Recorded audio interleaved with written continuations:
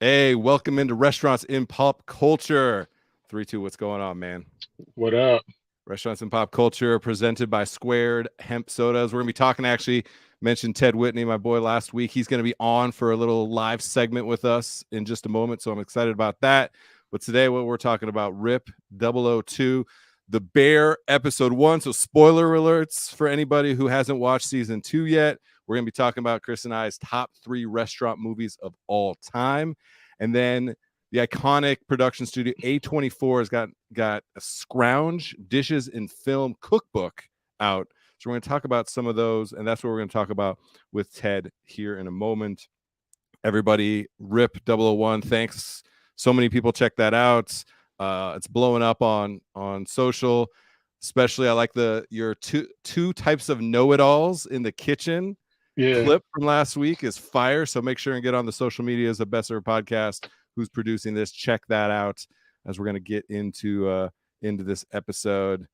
And but I want to start off. I want to give everyone some vibes. All right. So the In the Kitchen song from MC32. Let's just listen to a couple seconds of this. This is going to get us in the mood here. Here we go.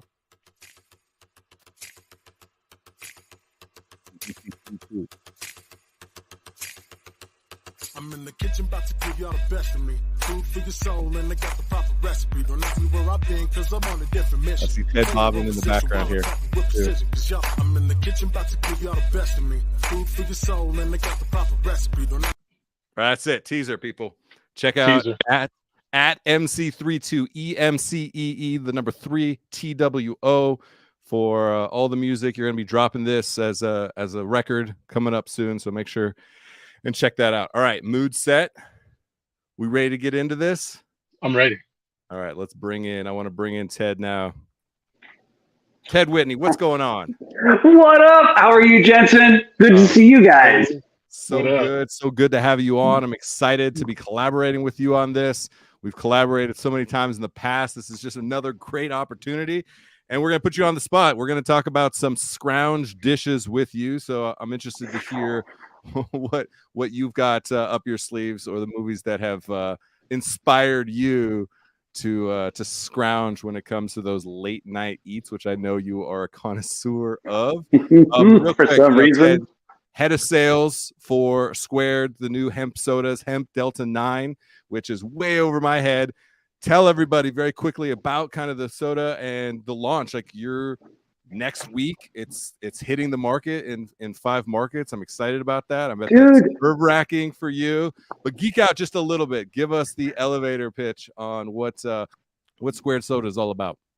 All right, so we're going to roll it back real quick. So in 2018, the government put through the Farm Bill legalizing hemp. What they said was THC at a concentration of less than 0.3% does not qualify as a controlled substance. And everybody in the world caught that. They're like, wait a minute, what'd you say? And the government was like, yeah, we didn't say shit.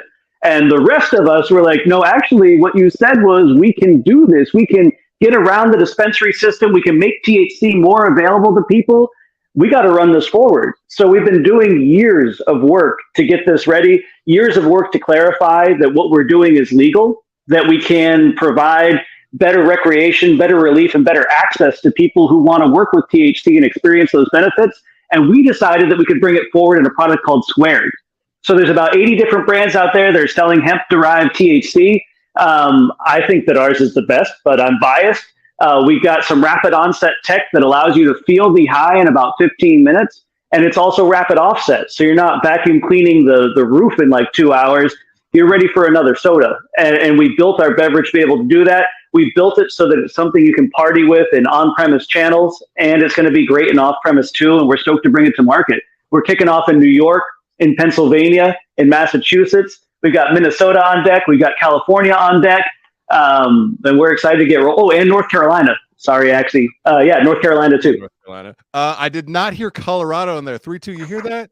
Yeah, I was noticing that. I wasn't going to say nothing there. What's going on? Well, we can go direct to consumers there. As you guys know, I've mailed you samples, and we're stoked that we can use that channel. But Colorado's coming. You know, I can't let my people down. So we'll be back soon. Maybe about the first day that Winter Park opens. Oh. I know all the people that know Ted Whitney from Avery Brewing Company days are saying we need some more Ted Whitney. We need you being forced to do work trips to Colorado. Work We all trip. love them write-offs. So that we can do some scrounge dishes together. So let's get right into that. Oh. Here we go. This was from Eater. Amy McCarthy said that A24 wants to help you recreate cinema's most unsettling meals. Unsettling? These are iconic dishes that they're talking about here. So we're talking cereal with water, pizza smoothies, and more slapped together meals are the focus of Scrounging. It's stoner food. You guys, it's straight up all the stoner food dishes from our favorite movies, from our favorite scenes in movies. So let me rip off a couple of the ones that they highlight in this cookbook. And for anybody who doesn't know, first, A24, they've been making a lot of waves for a while now. They're the production company behind The Whale, Everything Everywhere All at Once, Moonlight, Lady Bird, Uncut Gems, Midsummer. So they have a lot of movies winning a lot of awards right now, very like indie style stuff. And they do a lot of kind of contemporary horror stuff as well, thriller stuff too. So respect to them that they're getting into they're doing big stuff. That really, for real, like I was impressed when I saw their full lineup. So and kids these days really like their A24 movies. So I like this for an audience set for Squared Sodas as well. Ted, thinking strategically. Kids these days, all right, you gotta love them. Let me give you a couple of dishes. Ali Sheedy's iconic Pixie Six sandwich from the Breakfast Club. Oh man, all time. Maple syrup spaghetti and Elf. The microwave Thanksgiving meal from Lady Bird, cereal with water, Craig Jones, and Friday. The pizza smoothie from End of Days, and then some higher end delights like the egg top BLT from Spanglish or steak top Ramdan from Parasite. So these are some of the dishes that they highlighted in here. Let's get into it. 3, 2, jump into this. Any of these dishes specifically jump out at you? Let's talk about some other ones.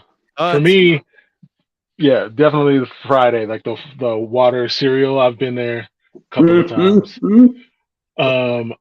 I think that my chef brain doesn't allow me to do too outlandish of things. So if anything, I might do some sort of remix to something that like and chef it up or whatever with minimal ingredients, like do some sort of hamburger bun pizza or something like that. There was definitely a time when I was at my brokest when I was just out of culinary school, and I was broke. I was living in Vegas making like $7 an hour, and I had a box of Jiffy, and so I was making 3-course biscuits. Like I was doing like a biscuit mixed with like a biscuit mixed with Parmesan in the batter for the appetizer, and then garlic herb biscuit for the entree, and then a biscuit with syrup for the dessert. And like that's how I was living my outside of work life. I mean, that's like, and you were probably like stealing those little packets of Parmesan from the pizza shop sitting on the counter there. Like that's I remember all of that. Yeah, I remember all of that stuff, man. Oh, that brings back memories. Top ramen with a fried egg was like luxurious. Yes. Luxurious. That fried egg on there, man. Or I would actually try to. That's not even scrounge. I know. I would borrow an egg from a roommate and then like poach it in the liquid because I'd be fancy, so I'd poach it in the liquid instead of frying it on top. I gotta confess to my restaurant family those early days. I definitely stole a few eggs from the restaurant to be able to have the top ramen egg on the restaurant. It broke. So I said this is stoner food. This is maybe broke kid food too. Yeah. Or just unprepared kid. How many times have you gotten up, looked in the cupboard, and been like, should have hit Trader Joe's this weekend? Sometimes it just doesn't line up. We have a hard and fast rule in my house: don't yuck my yums. So when you're looking at scrounge food, a lot of times that's the product of necessity being the mother of invention. When was the last time recipe was ever the mother of invention? Amen. You try shit out. You find new stuff. I remember when I was 6, I was at my grandmother's house. We didn't have any peanut butter left. We had fluff and we had mortadella. So I made myself a fluff and olive loaf sandwich because that's what we called mortadella in northern Maine. And you know what? The sweet, the salty, the white bread, I'm not going to say I still eat it, but it didn't not work. I like that. I like that hedging. Hey, man, that's memories. That's sense memory. It's the kind of thing where it's like some movies that you loved as a kid. You probably don't want to watch them again because then it just ruins your childhood. Same type of thing. Like that memory is iconic to you. And who knows? You have it But again. You might say, okay, I get it. Or you might throw up in your mouth a little bit. Like, well, you guys get this too. It also, it level sets, and it helps you to understand that you can't believe everything you think. So if you think mortadella and fluff is gross, well, I don't question it. Go try that. And if all you have is mortadella and fluff and you're hungry, it's probably not going to taste that bad, compared to not eating. All right, Ted, for you, any movies, these specifically, any other movie, food scenes, anything like that jump out at you? And then we got to know what's your Scrounge go-to? Besides the fluff and mortadella. So all the examples you cited, I think, are good examples of when you're in a house and you got to find something to eat and you've got the bits and the ends and you put that together. Or like in Elf, it's because homeboy had a serious sugar addiction and maple syrup's delicious. Of course, you're going to find a way to make that fly. I think the best Scrounge moments you can think of are like, what about Man versus Wild, or like all those survival shows, and they find some juicy grub. That's a line I haven't crossed yet, but I can imagine being that hungry. I haven't been there, but I haven't been far from it either. I think that the most hungry I've been on a road trip wasn't hungry enough to eat a grub, but I did have a corn dog at a random gas station in northern Arizona, and that's probably pretty close. In fact, that's probably less clean than the grub would have been. That could get you more sick for sure. Yeah, facts. That's how hungry I was. I walked in there and I was like, I really want to get a slice of pie and a cup of coffee. And the dude stared at me for a second. He goes, I have no pie and I have no coffee. I can get you a corn dog and a Pepsi.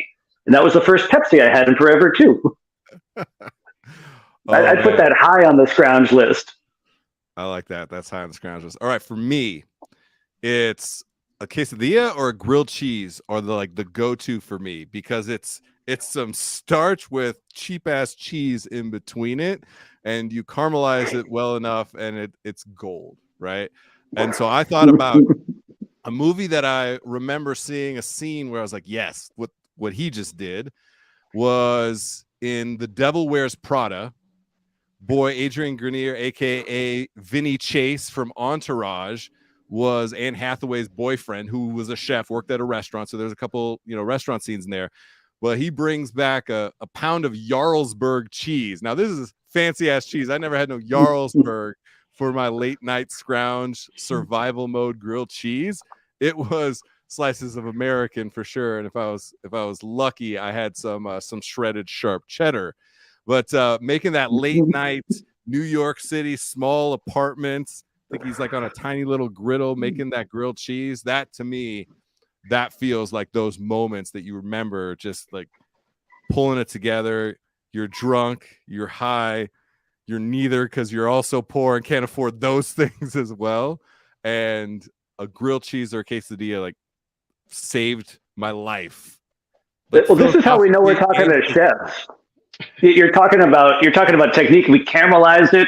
Dude, I ate that shit cold. The quesadilla was still frozen on the outside. Cheese sandwich. Oh yeah, man. I've done brownie mix without any water in it. Just see what that was like. Turns out it was like the cinnamon challenge gone wrong. One of the things about the struggle meals that has always impressed me is when you have people that don't know how to cook, and you think about what their minds come up with because they don't have these barriers of flavor profiles. Right. For example, I have one of my friends send me a picture of her daughter's struggle snack. Like, she didn't know what to do. She was hungry. So she hollowed out a dill pickle and filled it with hot Takis and just ate it straight up like that. And it's like that. My brain would have never come up with that. You could have put hot Takis and a bucket of pickles in front of me, and I never would have thought to hollow it out, fill it with the Takis, and eat it. Whoa.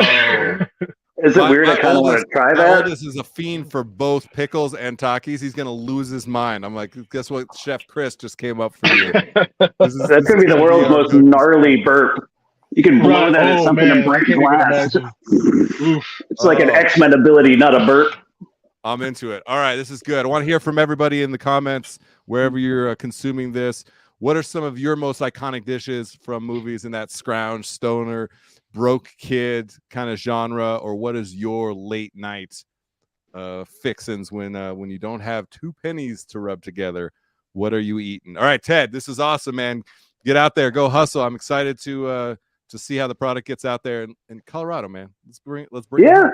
Look for it, you guys. Squared, the soda that gets you high, coming to shelves near you soon. Celebrate the fact that we have access to THC. Is that too commercial? Cheers. Scrounge. Peace. Love that, dude. All right. What do we got next? Ooh, top 3 restaurant movies of all time for each of us. Let's start at number 3 for each of us. Go back and forth till we get to our number 1 picks. Coming in at number 3 for you. MC32. What's at number 3? Number 3, I'm going to have to say is Burnt. Bradley Cooper, Sienna Miller, Daniel Bruhl, right? Quite the cast. All right. Give me the why. Sell me it. I mean, I like the way that he kind of portrayed the whole. I mean, I've seen him in other chef roles, but the the way that Anthony Bourdain style right show that went for a season, right? Yeah, so many people never even knew that existed. I wish that they would have come out with a season 2 of that. But yeah, I thought that I liked the drama that was created and like the kind of over the top competition between him and the other restaurant, and like the sous chef dynamic with the dude that he kind of screwed over, and then the revenge that came back. Cayenne pepper. Yeah. And then again, which I kind of touched on in our last episode, but just the fact that like every fine dining chef leans in their soul on like regular food. Like they have that scene where they're in Burger King. He's talking about just like he's correlating the consistency of eating of a regular burger and all that stuff, and the fact that the woman that he's talking to, the character that he has as his sous or what have you, she is like, why are we here? I can't believe you're eating this crap and all this other stuff. And he's like, no, that proper chef thing. Yeah. And so like, again, there's that dynamic of those of us who are like, I'm too good for this. I'll never eat fast food. I'll never do this. And then there's some of us that are like, no, this is still like at the core of what we are. And on some level, we're just doing it differently or on an elevated basis. But yeah, so I think that all around up until recently, like I'd say that this was kind of I was a breath of fresh air because it was more rounded than I've seen a lot of chef movies or chef shows and stuff be. Okay. Respect. For me, number 3, 100-Foot Journey. Hellen Mirren takes this one home with there's family dynamic in it. To your point, it's this humble kid who starts at this family Indian restaurant, gets all the way to best new restaurant type guy, multiple stars, burns out, like reads too much of their own headlines, comes back home, and then is going for a 3rd Michelin star in this tiny little town right across the street from his family's Indian restaurant. There's those family dynamics I think are very powerful. There's some cultural dynamics. There's some racism that they need to kind of work through. And so I thought that was really simple, humble movie. But to your point, there's this rags to riches, back to realizing that rags maybe is the place to be, in the sense that like it's the food that you grew up with that really is meaningful versus the stuff that wins you stars. Right. So I think that for me was for number 3. Number 2 for you. I'm gonna go now. I'm gonna say that this number 2 is specifically based on nostalgia. Okay. I'm gonna go with Waiting. Okay.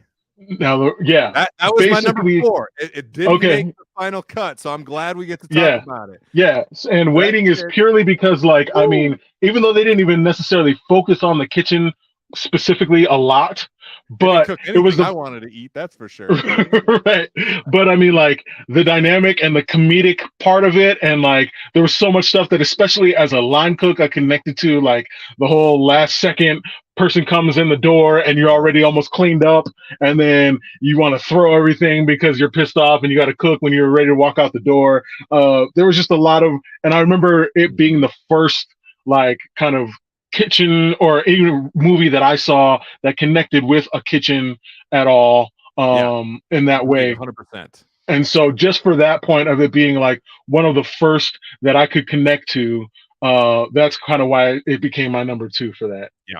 I'm with all that. And horrible customer scenarios. Yeah. You know, like even the old dude who was senile, that was just this awesome old dude. Like there's all those little stories of guest interactions and experiences. So I'm with that. It was number 4 for me. It was back and forth. All right, number 2 though for me was Chef. And this one was surprising because I don't know. I thought a lot of things were very cliche in that movie, but Oliver Platt, who's also in The Bear, obviously like, is into food. Jon Favreau is a fucking legend. If you think about Marvel, if you think about Star Wars, if you think about Elf, which we just mentioned, like legends in the movie industry. And I like what he did there because he was working a bunch with Roy Choi, and you could tell like he was there to cook, right? And then he did the Chef series as well that's on Netflix. And so I like that he really bought into the culture, really wanted to learn about cooking. But what got it for me was the father-son dynamic. Having the young sons now and thinking about legacy and are they going to be the 6th generation of our family to be in the hospitality restaurant industry? That father-son dynamic, man, that like got me in the feels 100%. So it elevated on that level. John Leguizamo, you know, making the Cubanos, like he's always got swagger. I always like Leguizamo. Oh, 3-2 didn't like my choice. He bailed on that one. So that for me, Chef was number 2 in my book, and I like that dynamic. And it was the same type of thing. High-end chef, right? He's working at the restaurant. Dustin Hoffman's the owner. Scarlett Johansson is in there, and then comes back to cooking really more humble, simple type food. So, all right. I'm sure 3-2 will be back in just a second. I'm sure having robot technical difficulties. So I'm going to go to my number 1 dish or number 1 restaurant movie of all time. And for me, that's Big Night. Big Night, starring Tony Shalhoub, starring Stanley Tucci. And Stanley Tucci has really come on strong, doing a lot of things in the food space. He was in Devil Wears Prada, a movie that I mentioned, his show where he's traveling across Italy. We watch all the time, so he's done some things. Big Night, Anthony Bourdain also said Big Night was his favorite restaurant movie of all time. It just really sets the scene of what happens in a restaurant, the brother dynamic, which something I had with my younger brother working in restaurants with me for a lot of years. The fact that there's just this emotional roller coaster of creating memorable moments and experiences for people was something that really stood out to me as well. And it was a little bit kind of one of those movies that kind of based off of play type movies where everything happens in really tight quarters. Everything happens in a very few amount of sets, kind of the restaurant being one of the main characters of that film. And also just immense amounts of dialogue because there's not setting the scene, setting the tone in a lot of other ways that movies will use those tools and tricks of the trade to kind of set the tone, set the mood, accelerate the story. It really is heavily dialogue based. And I like that style. Quentin Tarantino is very famous for that. His characters have a ridiculous amount of dialogue in movies, and that's why Reservoir Dogs is one of my favorite movies of all time. I think he does a great job with that. So I felt like Big Night really highlighted that as well. I'm babbling on, hoping to give 3-2 a second to be able to hop back in here. We all know that gut wrenching feeling when the robots fail you. All right, I'm gonna keep rolling. We're gonna come back to 3-2, but I want everybody who's tuning in to be able to keep rolling. We don't edit this at all, so this is how it goes. All right, we're gonna wait and hear Chris's number 1 movie. We're gonna get into The Bear here in a second. Again, spoiler alerts. We're gonna be rating and reviewing The Bear season 2, episode 1, Beef, that Chris and I have both watched. Before that, I wanted to give a little context to kind of what's happening out there, what everyone's talking about when it comes to The Bear. Rick Bayless rips The Bear for glorifying the ugliness of restaurants. This was by Ashok Selvam. This is an Eater Chicago that's coming out. Yo. Yo, internet went haywire. Sorry about that. Oh, hey man, that's the real deal. I was rambling on as much as I could. I skipped to the next segment, but I want to come back real fast and we'll accelerate. We'll go quick. So my number one was Big Night, Tony Shalhoub and Stanley Tucci. So I told everyone about it. You don't get to question me because you weren't here for it, but everybody knows. Fair enough. Your number one movie of all time. Mine was Chef, actually. So okay. Yeah, mine was Chef. And I'll just go real quick. I just liked it because of, again, the dynamic, which I keep going back to, but just how he started off fine dining and then went back to his roots of going with what was good and like taking all the pomp and circumstance away. I feel like that's something that the industry as a whole has kind of been leaning towards recently. And just kind of the humanity of dealing with trying to be a father and be a family person, dealing with your personal relationships while also trying to manage your own reputation and dealing with food critics and the fact that food critics can literally make or break you based on the pettiest of reasons and things like that. So seeing that on the big screen was super refreshing for me. Yep. Ooh, I like it. Okay, so Chef gets the number one spot for you and the number two spot for me. So I'd say Chef as a takeaway from us is getting the highest honors when it comes to our combined lists, being the only movie that made it onto both of our top three. So I like that. I like it a lot. All right, real quick, everybody. Again, this was from Eater Chicago. Rick Bayless rips the bear for glorifying the ugliness of restaurants. This was by Ashok Selvam. Rick Bayless said, the bear has pushed us back another 20 years. If you're a mother of a teenage boy that's watching that show and he goes, Mom, I want to work in a restaurant, would you let him? Bayless said at an event, no, you wouldn't. That's like the worst profession in the world. So let's talk about that for just a quick minute. I agree with him. And it is not that show's fault. It is our industry's fault. Right? Our industry has set the tone and expectation that restaurants are not a great place to work. We talked about this a lot. We have to earn back that trust, that respect for ourselves, for anybody. So I think a lot about, again, my sons, now my daughter being potentially the sixth generation of our family to be of service to this industry. A few years ago, I asked myself the question, would I want that? My answer was, fuck no. It's a lot of the work that I do to try and highlight those unsung hospitality heroes, to amplify the worth and work of those who feed their community, because that matters. And I also understand when people go, restaurants are horrible. I was like, you're right. And our generation, since 2000, the Food Network effect of things, like we haven't done a good enough job of ushering in the next generation. So I agree with that statement. It is not this show's fault. And the fact that this show is highlighting these things, I think is important because it's creating dialogue outside of restaurants and inside of restaurants to help improve it and to challenge the preconceived notions. So that was my take on it. What do you think about what Bayless had to say? I disagree. I see what he was saying, but I disagree with him in this. I don't feel that it was glorifying it. I feel like there's a difference between showing the realities of something and glorification. If anything, in my opinion, somebody who could be blamed with glorification of the toxicity of the restaurant industry would be like the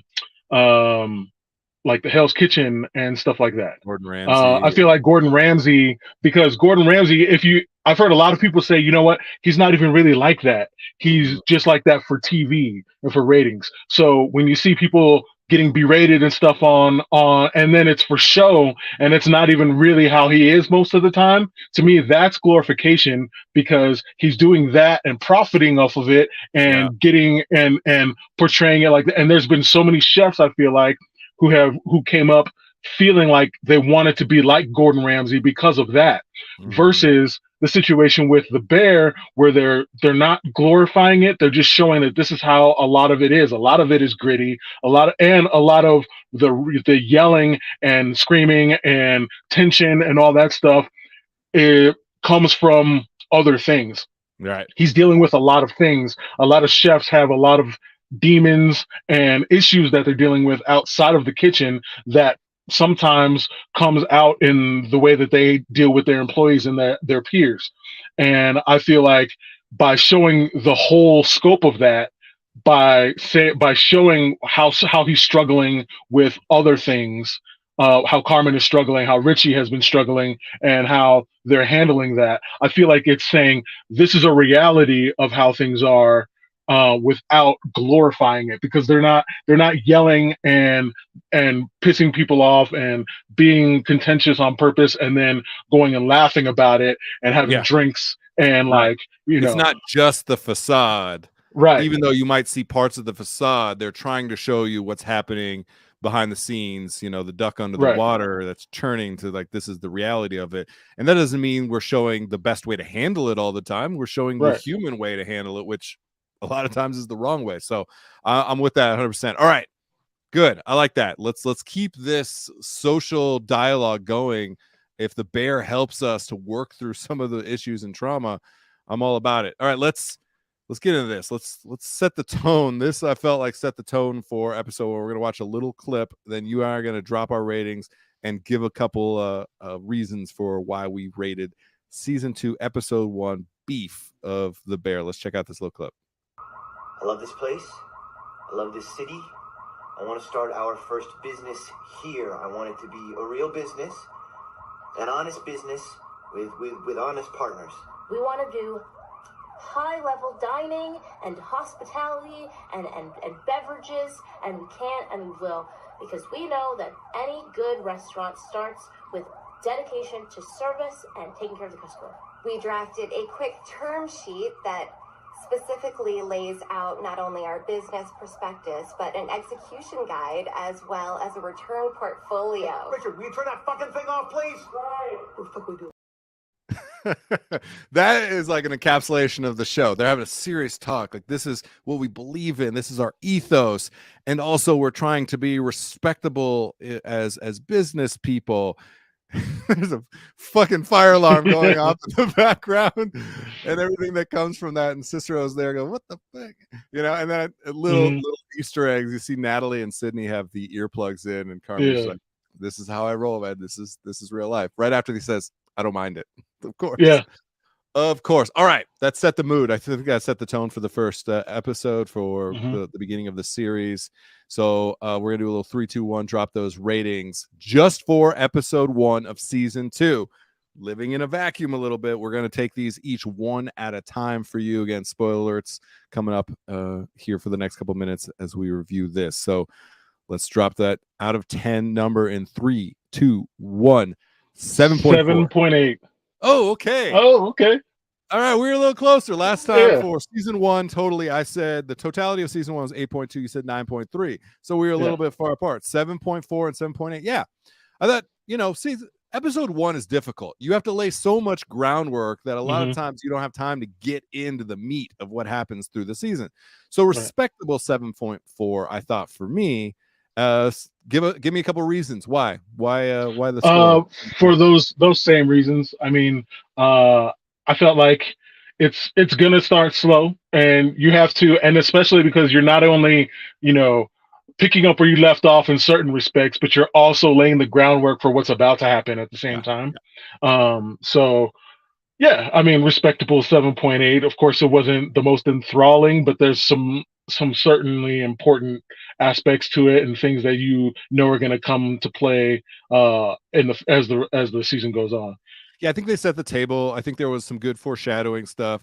They still had some of the drama and reset you to say this is how the bear does shit, right? So, all right, let's write out a budget. Helter Skelter, everyone's like yelling at him. He's on a cardboard box writing out a budget, that kind of thing. That scene that we just watched where it's like, all right, we're taking this seriously. We really believe in this.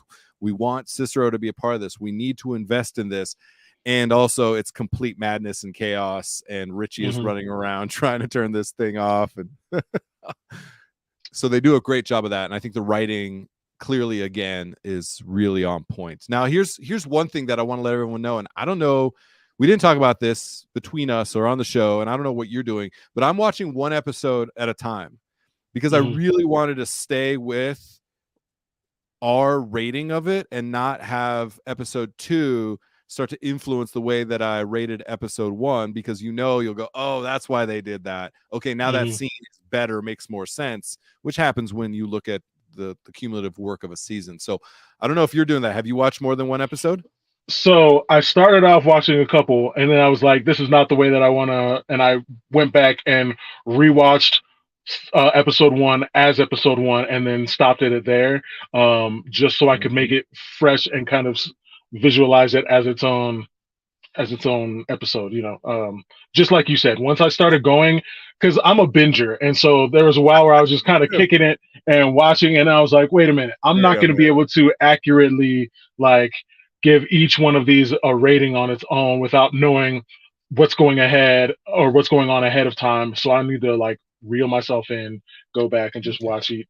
I felt the same way. I started watching episode 1, and I made that decision very quickly. I was like, oh, I'm going to realize that I'm going to do that. I'm going to conflate multiple episodes into the value of a single episode, and I want to give people really true context to one episode. So I'm only going to watch one so that there's nothing lurking in the back of my mind. I also did this. I'm going to watch each episode twice. I'm going to watch it once, just no judgments beyond the fact that I'm watching the show, so I'm going to have knee-jerk judgments, but I'm not sitting there taking notes on it, not trying to be like, oh, I like that scene, I didn't like this scene, and this is why I might rake it like this. And then a second time where I'm going through with a fine-tooth comb and really trying to understand why I did or didn't and why I would score it, and kind of giving it plus or minus as I go through the episodes the way that I'm doing it. So there's a little inside baseball for you. What was clear to me is that they're going to go deeper into the character arcs of multiple characters. So starting out, right, and seeing Marcus and the family drama that's going to unfold there, right? Mm-hmm. We see Richie a little bit more, with Richie talking about what's my purpose and what that's going to mean. Natalie already was, is going to be project manager. So, Natalie is going to be a deeper part than she was. So it was really about a lot of the other characters versus just Carmi, then Sydney, and then, then maybe Richie as kind of the third character. So they really set the expectation there. My favorite scene, literally, I teared up, was when Sydney chases. Yes, I knew you were going to say that. Yeah, bro, I like when I remember that one of my favorite things about being a chef was finding the talent in somebody who didn't recognize it in themselves and acknowledging it. And selfishly, the feeling that I got when they said, "You believe in me," even the look in their eyes, when Tina had that look in their eyes, when Sydney asked her to be the sous chef, I teared up instantly because I knew exactly what was happening in that moment. And some of the greatest people in our industry that I have relationships with, I've had that moment with them. And that was very powerful. So we talked about my favorite character is Tina. Liza Colon-Zayas, I think, is crushing the game when it comes to that show. And she's all on social media, like a really big fan of the show as well. So I love her energy outside of the show as just a human and an actor. Inside the show, Tina was my favorite character. The relationship between Tina and Sydney, we talked about being one of the most important in the show. And they just took it to another level right in episode 1. Right. So like, if it wasn't for that scene, that episode 1 might have been a 6.8 for me, but like that got 6.6 elevation because that was powerful. And even the way Sydney's like fumbling through it, couldn't really ask, "This is stupid. I don't know that you want to do it. It's so much training. You'd never want to like take on something like this." And Tina's like, "What the hell are you talking about?" kind of thing. Their dynamic was taken even further. And Edebiri, remember I said, like, I didn't care about her character as much as I thought I should. Right off the bat, I cared about her character so much more because she was very vulnerable in the sense that I realized that Tina is somebody who can be like my right hand, but she also didn't know how to say that, which I think is what you had mentioned, that's what's powerful about Sydney, is she's going through more transformation maybe than anybody. It's just real quiet. So that was good, man. Oh, that felt good. All right. Now I also have a good understanding of how you and I are going to break down each of these episodes. I like that. I think we're both on the same page there. So everybody, give us your ratings and reviews in comments here. Let us know. A 7.4, a 7.8. Are we spot on? Are we off? Did we nail the episode parts that elevated or challenges? What do you think? Let us know. We want to hear from you all. And each week for the next 9 weeks, we're going to be talking about the Bear every single show, and a couple other little mini segments as well. So next week, what do we talked about? We talked about maybe our top fictional chefs of all time. Yeah. So the specific chefs, right? So I'm interested to see if some of the movies we mentioned straight up, those are just the chefs, or there's some others that maybe the movie wasn't as good, but the chef themselves was amazing. What else is coming up in future episodes? You talked about maybe highlighting some chefs that are not in culinary restaurant chef focused stuff, that are very outside, that are tiny little characters. I mentioned, Adrian Grenier's character in Devil Wears Prada. There may be some people like that we want to highlight who aren't in the chef movies, but still represented for our industry. So lots of that type of stuff to come. And if there's movies that you want us to review, if there's shows you want us to review on top of this, if there's articles coming out in pop culture about restaurants, entertainment, let us know. That's what we got for you. 3-2. Great show. You too.